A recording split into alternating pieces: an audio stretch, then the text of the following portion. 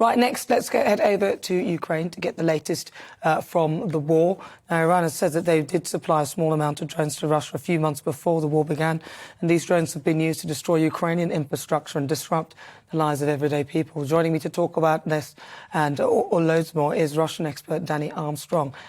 Danny, so talk to me about this. The drones, they've admitted it now. Talk to me about the strikes as well, and Iran admitting to supplying them. Yeah, of course. I mean, as we spoke about those Iranian drones supplied to Russia before on your show, Nana, Iran, the foreign ministry finally admitting that they did supply those drones to Russia. But there's a catch. Of course, there's always a catch with things like this. Iran saying it supplied those drones months before the war and didn't supply them for explicit use in the Ukrainian invasion. But as we see the geopolitical landscape, as it was unfolding months before February 24th, which is the day of the invasion, if Iran was supplying drones back then, of course, it raises questions, why did Russia need them?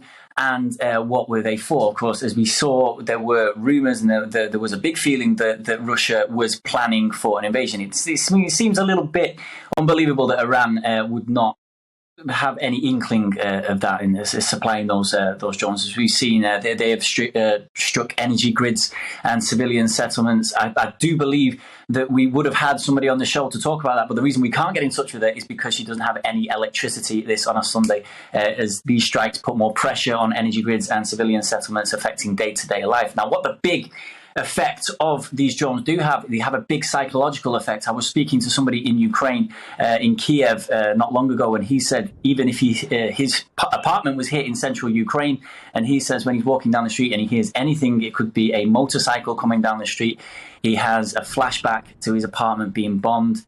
It really has had that effect on everyday life in Ukraine. Now, the Ukrainian response to those admissions by Iran is the fact that they said that these are lies, even with the admission. It's a lie that Iran supplied only a few drones, as it's admitted to.